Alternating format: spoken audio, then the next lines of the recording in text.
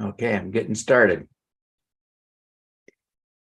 Well, hello, everyone. We are just thrilled and excited to be starting the SuperCrowdHour, where today we'll be talking about how to make money with impact crowdfunding. And I'm excited to talk about this and grateful for all of you who would take the time to be here today. I want to take a moment to thank our sponsors who support our work.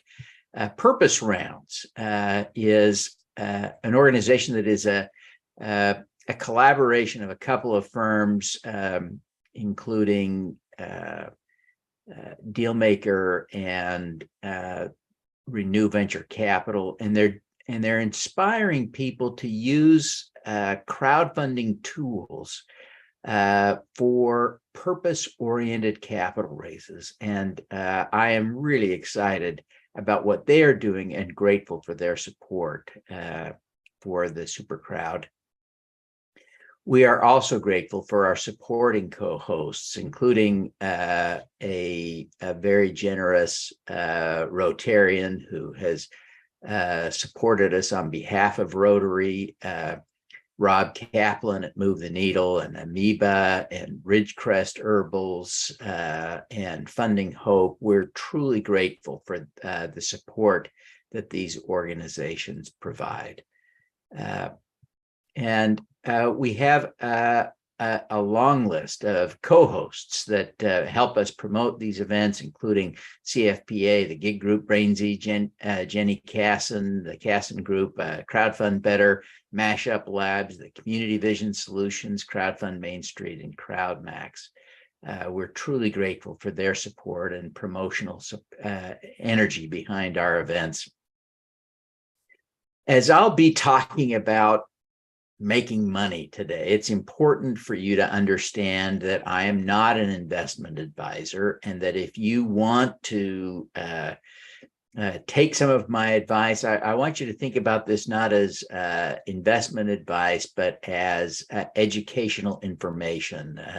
You should seek competent professional advice if you need investment advice.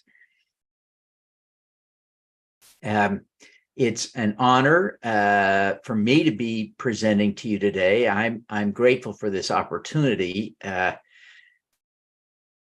Most of you know me as a podcaster, and I want to kind of reintroduce myself because that is certainly who I am today in large part, but I'm also the CEO of the SuperCrowd Inc., and we're thrilled to have completed a crowdfunding raise of our own. And so I'm proud to be the CEO of a community-backed enterprise, as well as being now a host of what is now a streaming television show, the Superpowers for Good show on E360 television. I'm also grateful to have been the CFO of the third largest company on the 2009 Inc. 500 list. So I have some significant big business, global kind of business, corporate experience as well. I was also the founder and CEO of Thorpe Capital, an investment bank that was registered with FINRA, and before that with NASDAQ, or with the NASD. And I have a Cornell MBA. So as I talk about some of this financial stuff today, I want you to understand that this isn't just Devin, the podcaster, speaking. This is Devin, the former investment banker, speaking, bringing some of that relevant information, I want to believe. So one of the things I'm going to talk about today is how to start with $10. You really can start investing with $10 and be profitable with that. There are ways to do that with no fees. And I'm going to come back to this at the end of the presentation. So stick around so you can hear this. And of course, if you can do it with $10, you can do it with 20, with 50 or 100 or 1,000. But you can do it and really make a good return. So you don't want to miss this. Now, I want to start off by talking about why make money. And if you are not a billionaire and you feel like you can't sacrifice returns on your investments, that is reasonable. And how reasonable? Let me be clear. Bill Gates, whom I've had the privilege of talking to, and I've talked to many people at the Gates Foundation, they take investments very seriously. And generally speaking, when they make investments, they seek to make market returns. They are not discounting their investment returns to have social impact. So if you are less wealthy than Bill Gates, and there's a chance that's true, you should not feel guilty about not wanting to sacrifice yield or returns on your investments. That's reasonable.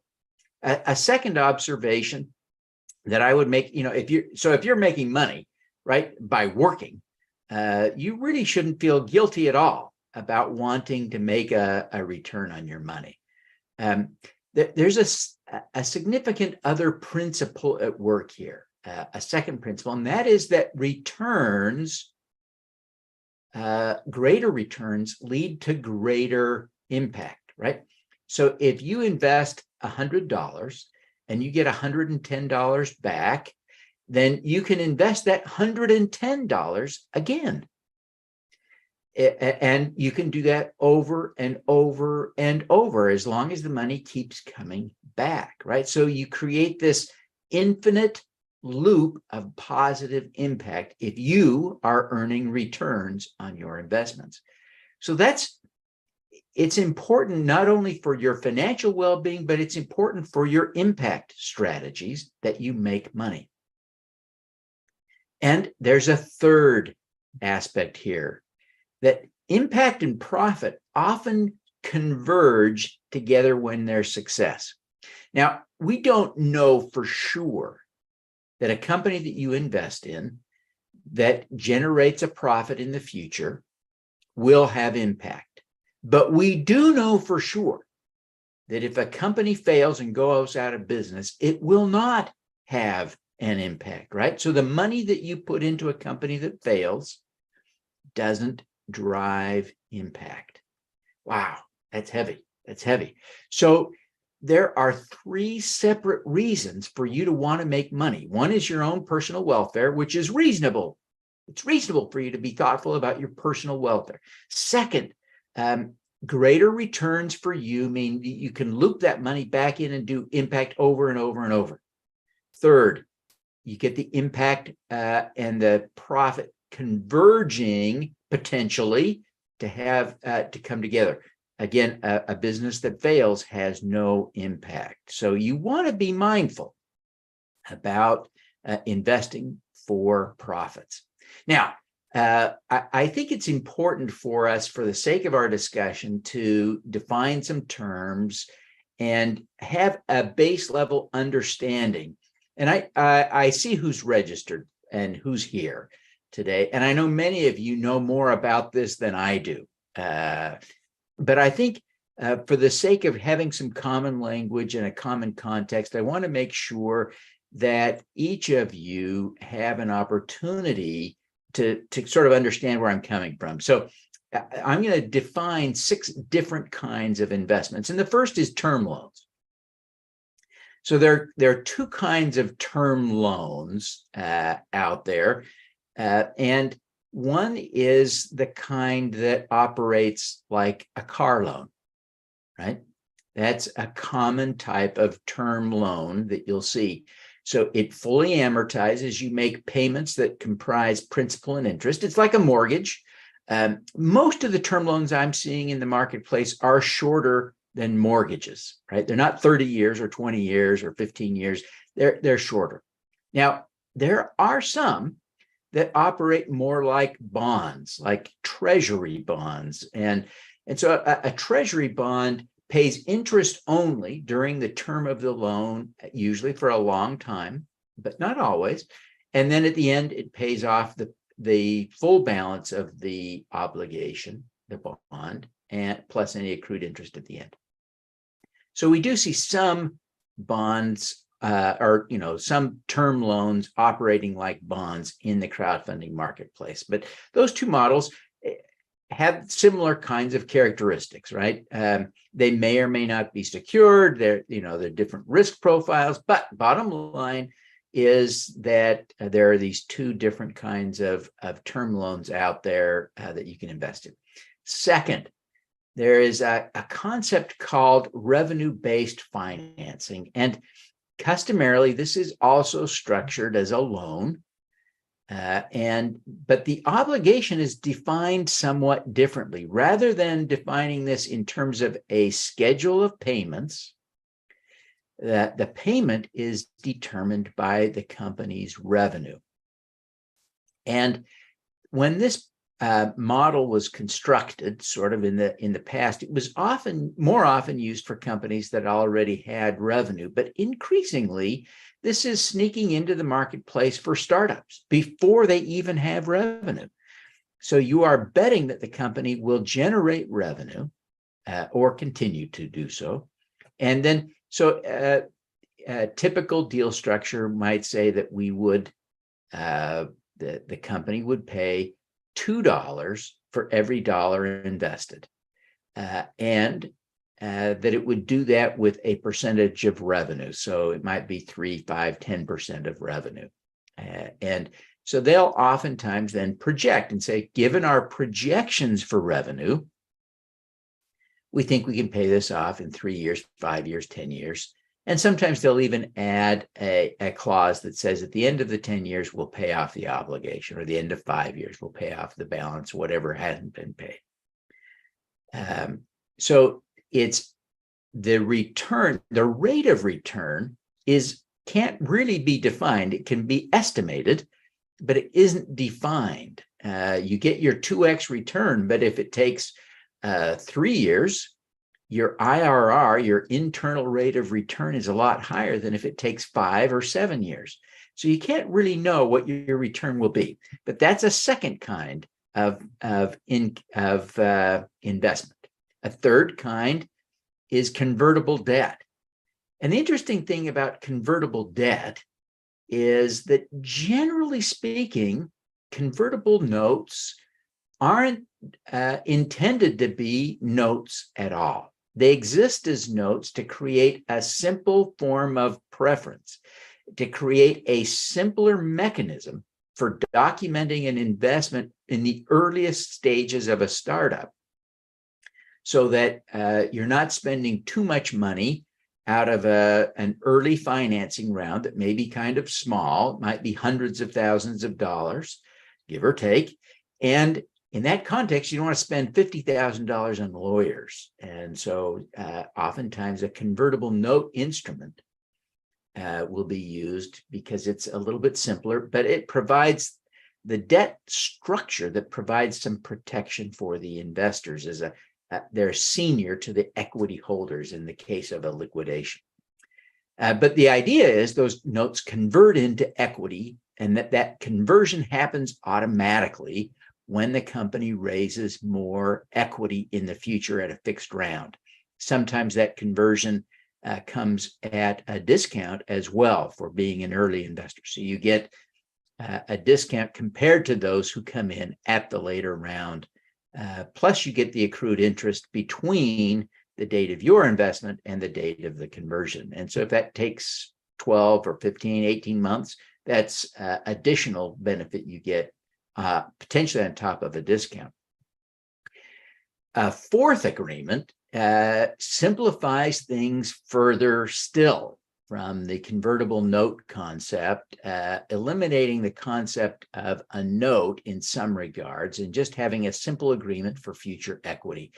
And this is triggered, again, the equity, you get the equity when in fact the company raises a bigger round of capital. And so your investment is triggered at that future point. Typically, your benefit comes in the form of a cap on the conversion, a cap on the valuation, or a discount, and sometimes both. But a good, simple agreement for future equity does provide some of the same protections of a convertible note. It doesn't provide interest. It's not going to provide interest, but it may provide for that seniority in the cap structure, so that you're treated like a creditor in the event of a liquidation. A fifth kind of investment is preferred stock. And this is the most common instrument that venture capitalists receive when they invest in an A round, as they'll sometimes call them, or subsequent rounds. They typically are investing in preferred stock, which means that in a liquidation, they get preference ahead of the common shareholders. And the founders typically have common shares, and employees will often have options to acquire common shares. So they're even further down the cap structure, more at risk. So the investors typically get a preference. And then the final kind of common investment in the crowdfunding community is common stock. And there are some folks that aren't excited about common stock, but I'm kind of a fan. Common stock typically is voting. It's the same shares that the entrepreneur issuer has.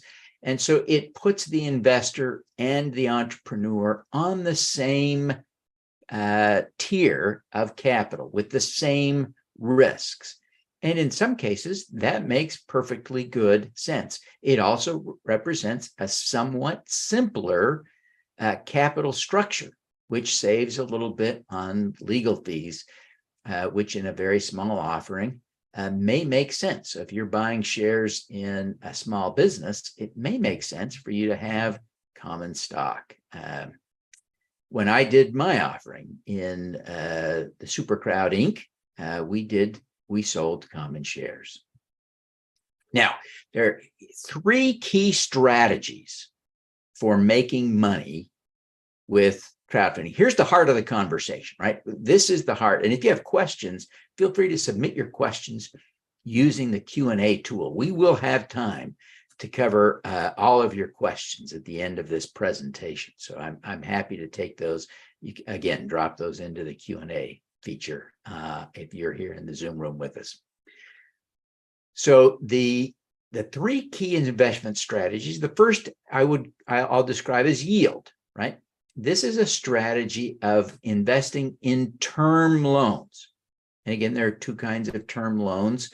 The notes that pay off like a car loan, usually in they run from 2 to 5 years is a common time in crowdfunding. And then you have some more bond-like options as well.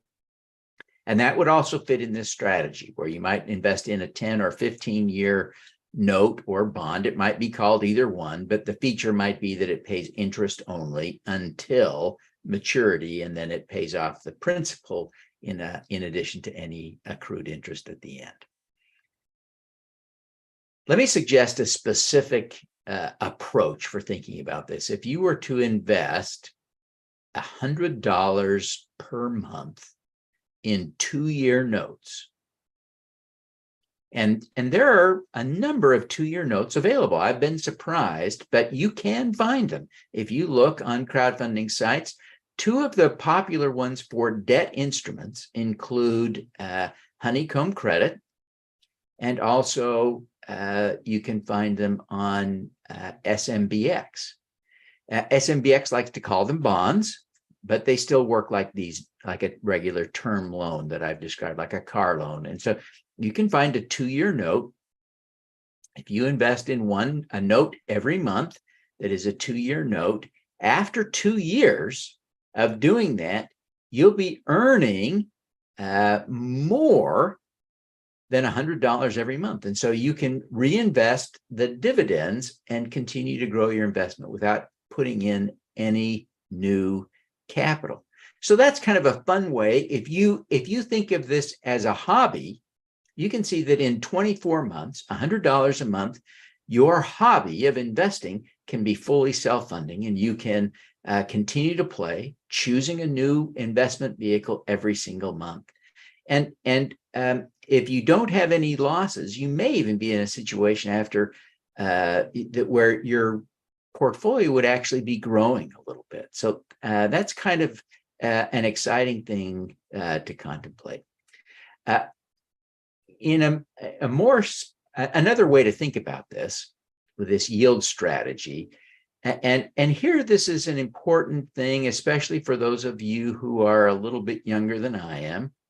But if you're thinking about whether this can be a part of your retirement strategy or a part of the strategy for paying for a kid's college, I think it can be. You need to be careful about managing your liquidity and timing that appropriately. But there are lots of opportunities to invest in investments on a debt basis that have returns of 10% or even more. And so if you are averaging a 10% yield, which is possible, and it's even conceivable that after some fail, right? Some of the people that start making payments to you won't be able to finish. That will happen. I promise. If you make enough of these loans, that will happen. We don't know how often, but SMBX says that they underwrite their loans very carefully and that only 1% of their deals fail to pay back the money. That's their pattern. I hope they can keep that going. So if you are investing $100 a month, after just 2 years, that adds up to $2,600. Not a huge amount, but that's actually starting to look like an investment, right? A portfolio. If you keep that going for 10 years, and in this context, the yield is the important thing, not the maturity. You could be investing in 15-year notes or 2-year notes. It doesn't matter. And then after 10 years, if you're earning 10% on your money on average, and I'm ignoring taxes, but in 10 years, you'd have $20,000 plus. And in 30 years, here's the fun thing. In 30 years, it's $226,000, just $100 a month. So you could have a tremendous amount of impact supporting small businesses, some in your own community, some doing things that are very mission aligned for you. You can look for opportunities to back diverse founders. You could focus on women or African Americans, whatever your interest. You could probably find someone to invest in every single month that would meet your criteria. So after 30 years, $226,000, that could be a meaningful part of a retirement savings program. So the yield strategy may not be as exciting as what I'll talk about next, a more venture capital strategy. But don't worry, you can still have real returns and accumulate real value. Okay, so let's talk about a second strategy here. I want to talk about venture capital, using a venture capital approach, right? It's difficult for small investors like me to invest in venture capital firms. It really is tough. They usually aren't open to small investors, and regulation crowdfunding specifically prevents the use of regulation crowdfunding for venture capital kinds of investments. But you can make direct investments in companies using a strategy that looks like a venture capitalist strategy. And here, the strategy is to focus on appreciation rather than yield. And so the idea is to look for companies that will grow in value. Typically, the focus is to look for companies that will grow in value dramatically. So a restaurant that doesn't have a plan to expand to more locations probably isn't going to fit this bill. A restaurant may be able to provide dividends. It may be able to provide some appreciation along with inflation. There's an inflation hedge built into an investment in a restaurant or a food truck potentially, but you're not going to have real equity growth potential in an investment like that. You've got to look for a startup. And some people in the community are anxious that there aren't opportunities for impact with that mindset, but I see them all the time. People are bringing to market very cool technologies that have tremendous impact on health.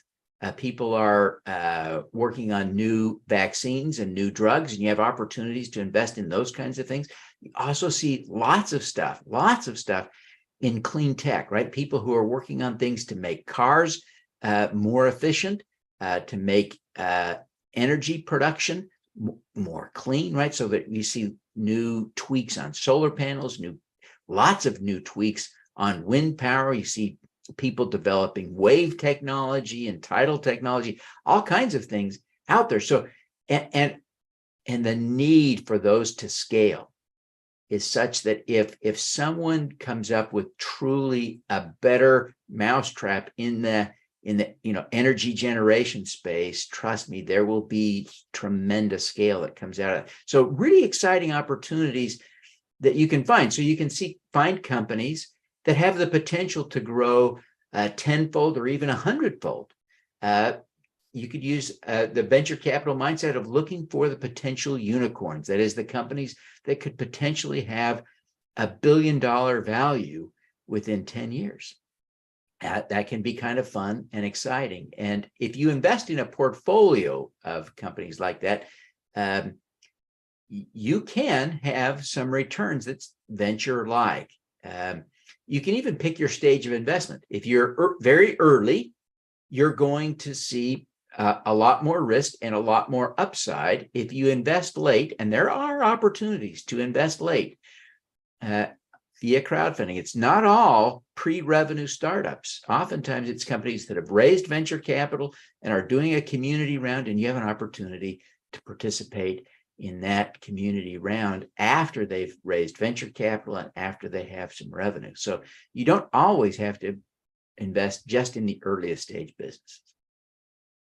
And but there are some things to keep in mind. This is really a long-term investment horizon.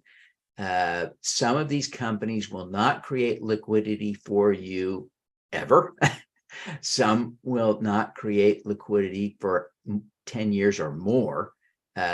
7 to 10 is typical.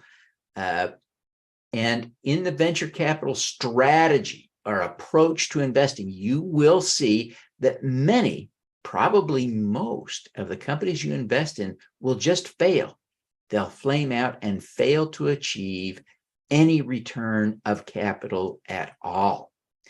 Now, what offsets that is winners could pay off 10 to 1 or 100 to 1, right? If you invest in a business at a $2 million valuation, and you see those opportunities sometimes via crowdfunding, and that company sells for $200 million in 10 years, there's a potential for you to have turned your $100 into $10,000.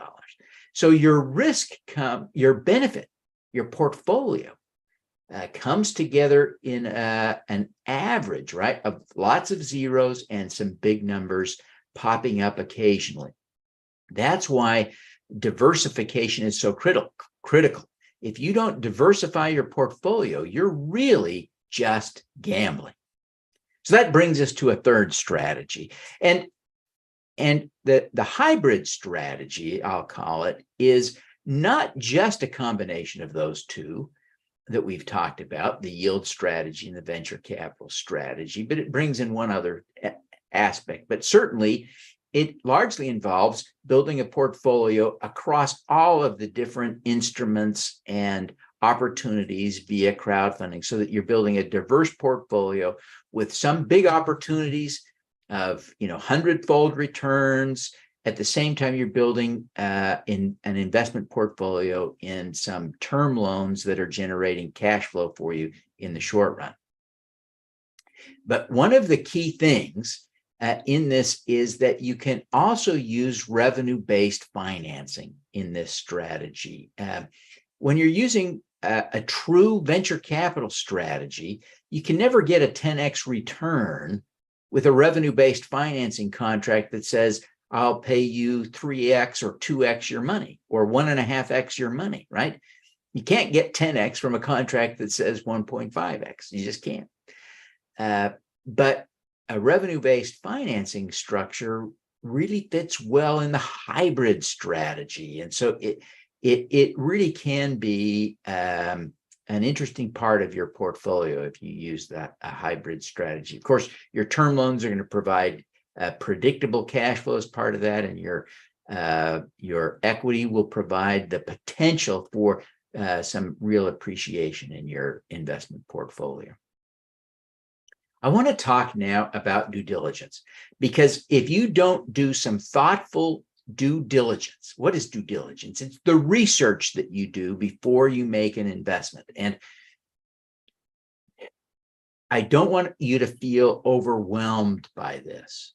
But at the same time, if you don't have a little bit of a process for thinking about how you make investment decisions, you may be frozen by the sense that there's too much you don't know. So having a little bit of a framework for doing your due diligence or your research before investing can help you make thoughtful, cogent decisions. And so the process I'm going to describe is one that you can undertake in about 20 minutes. Maybe it takes you 30 on some deals before you make a $100 investment or a $1,000 investment. This would not be adequate due diligence for making a $25,000 or a $250,000 investment, right? You've got to think a little bit differently. If you're making large investments, it justifies more thoughtful time. So angel investors that invest large amounts of money have a more rigorous diligence process that they use. But let's talk first about risks. So one of the first things that I would encourage you to do is to ask yourself over and over again, do I understand the big risks that this company faces? And if you don't, dig in a little more to try and understand it until you feel like okay, I understand the big risks. And then ask yourself, am I willing to shoulder some of that risk by becoming an investor? Next, I want you to be thinking about impact. And as you're thinking about your impact investment, diligence should cover that. So first off, you want to make sure you understand what is the impact that the company seeks to make. And sometimes I've seen companies raising money and describing themselves as having a social impact.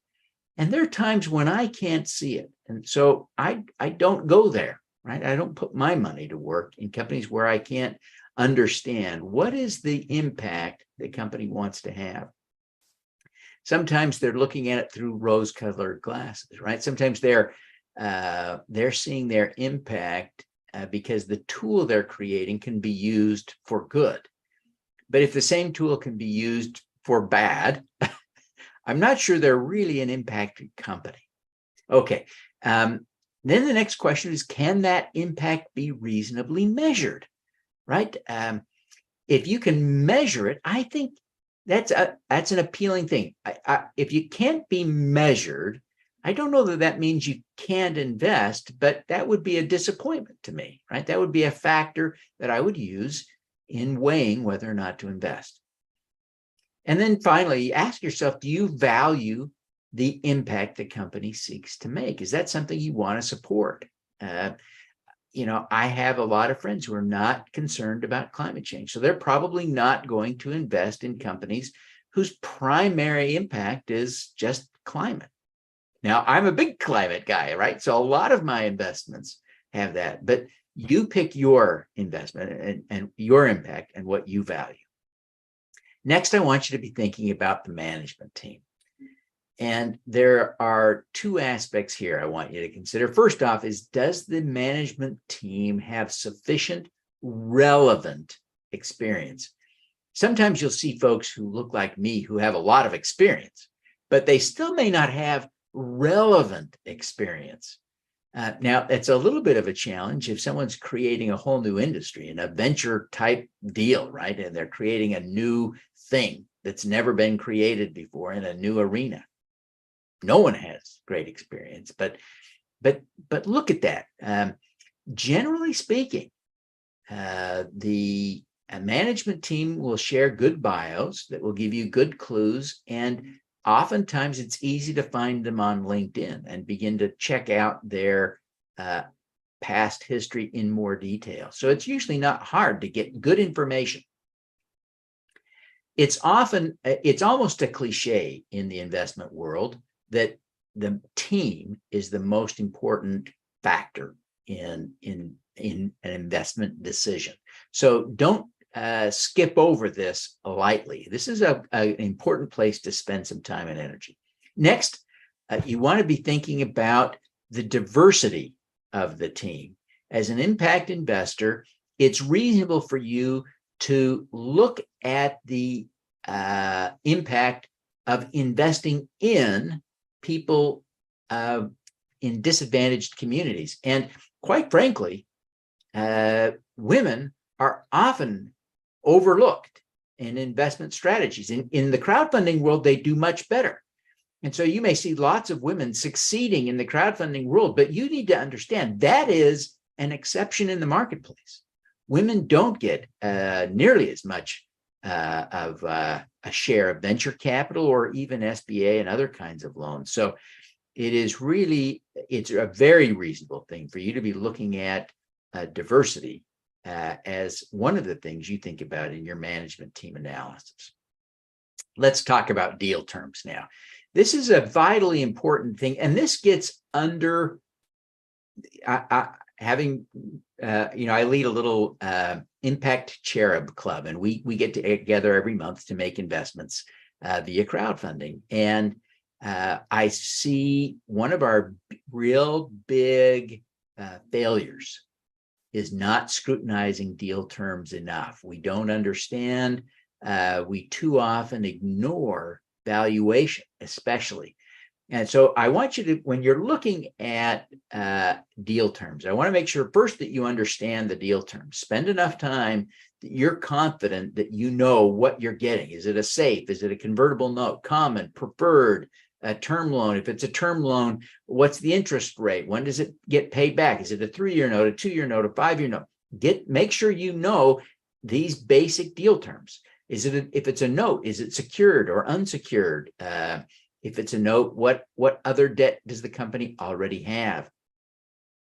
If it's equity, the key thing to understand is valuation. And I'll admit, I made an investment in a company because I wanted to support the founder, but I am absolutely positive that the valuation at which I invested is the best conceivable value that this company could ever achieve.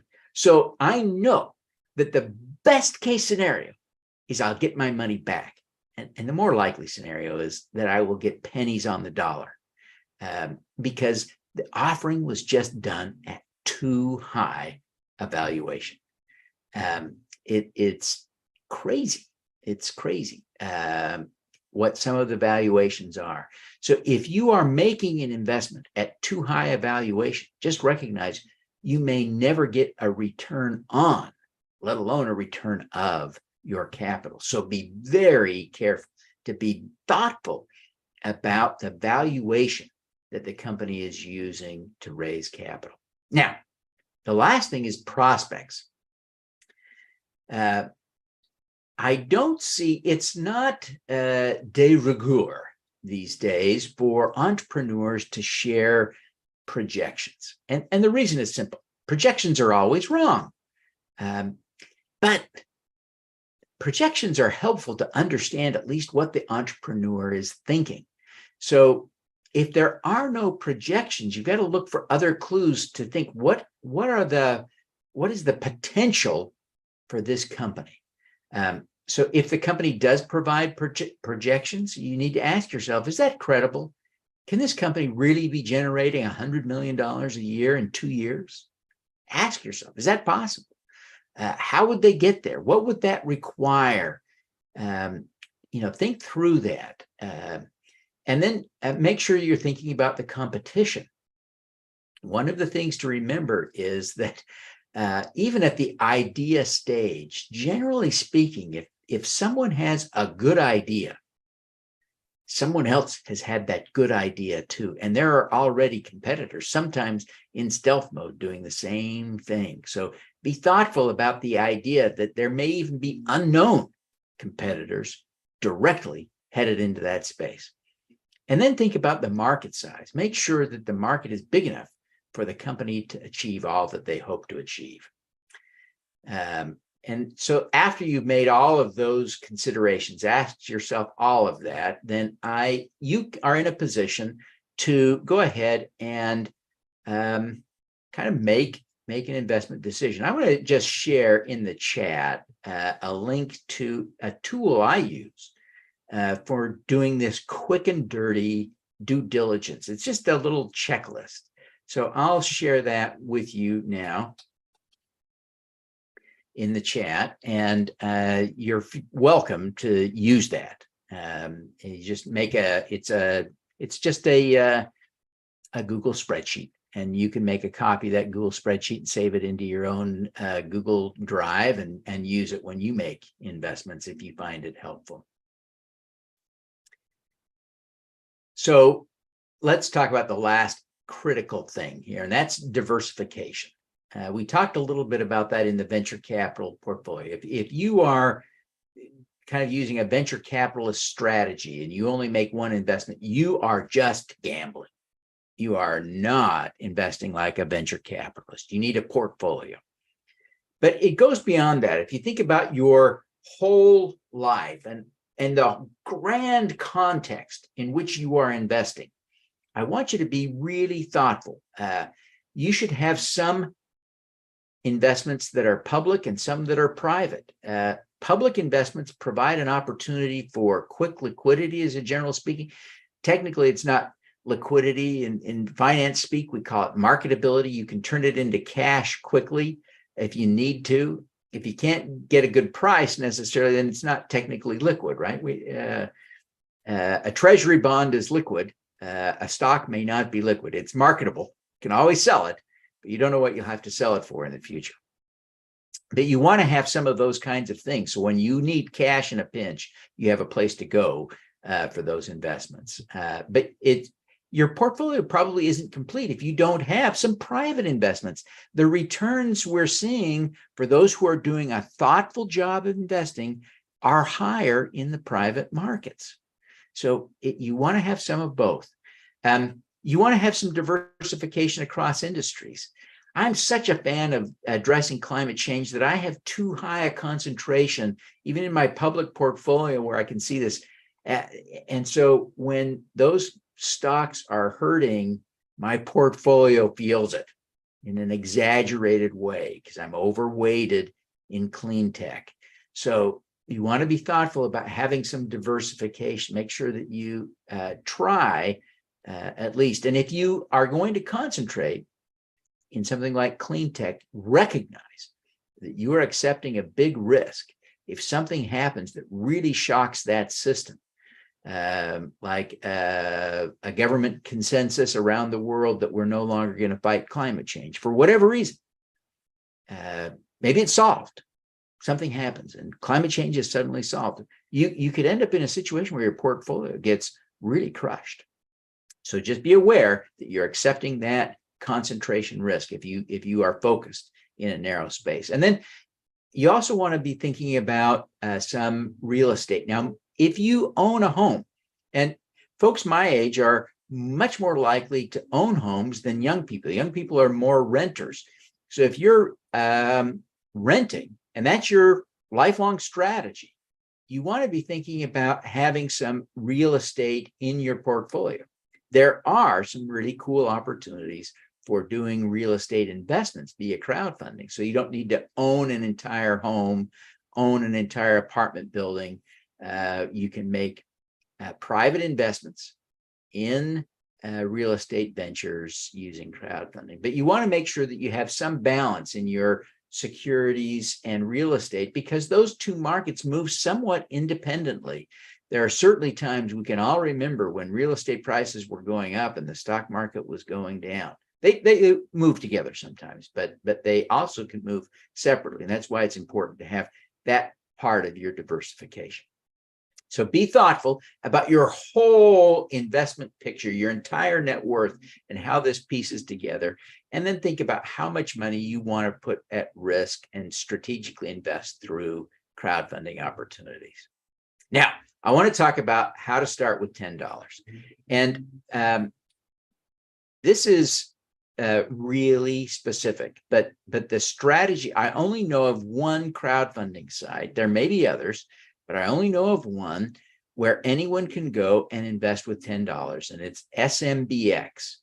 And SMBX claims to carefully underwrite their loans, almost like a bank does. So these are loans that compete in pricing a little bit with the riskier loans banks would make. And so they're typically right now, we're seeing interest rates of 9 to 12% on SMBX. And again, they claim that only about 1% of their deals fail to pay off. So you can go there and they will take as little as $10 as an investment. And if you pay that $10 with an electronic transfer from your checking account, there's no fee on the investment. And that $10 will earn interest and pay off, and it will just accumulate a balance in the SMBX wallet until you have another $10, and then you can invest again.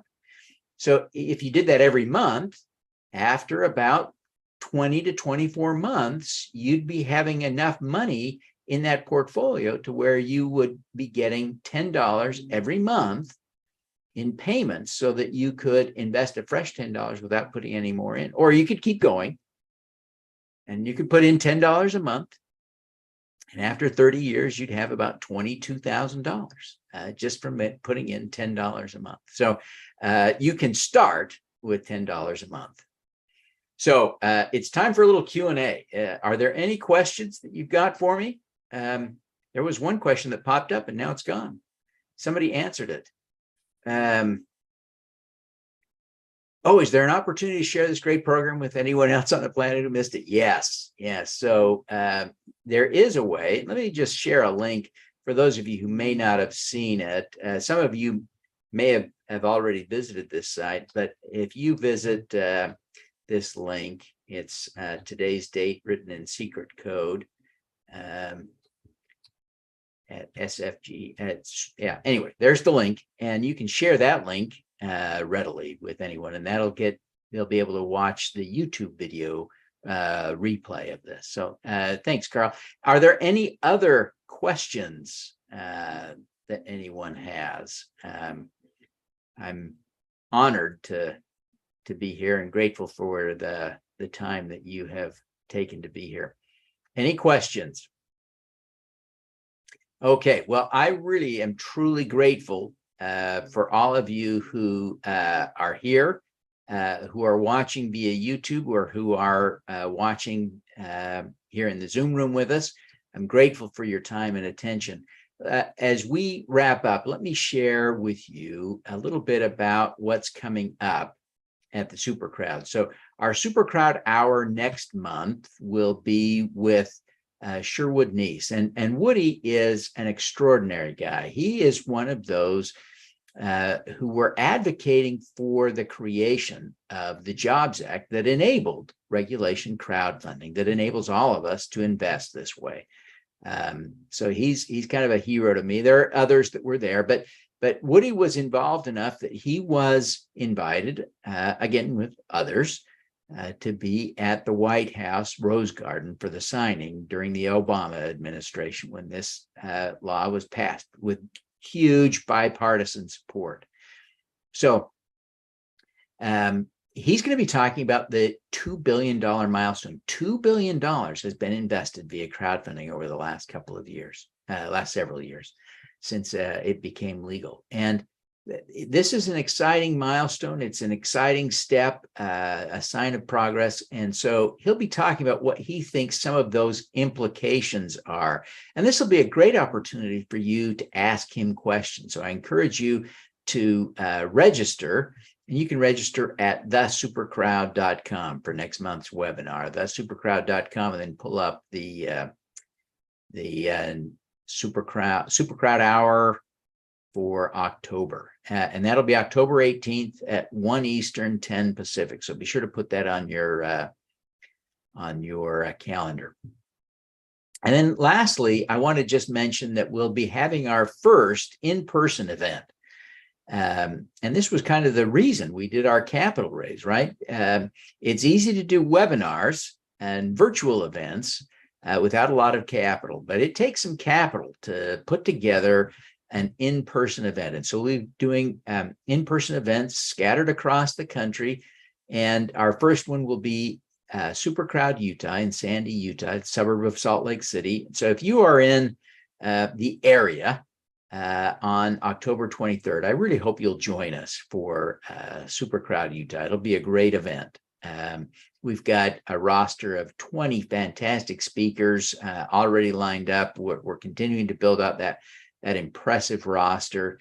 And so it will truly be a great event. For climate reasons, I hate to encourage you to travel too far, but if you're in the region, this is well worth the time and energy to get to Salt Lake on October 23rd. So with that, again, I thank you all for being here. I'm grateful for your time and attention and really appreciate all that you're doing and wish you every success with your investment via crowdfunding.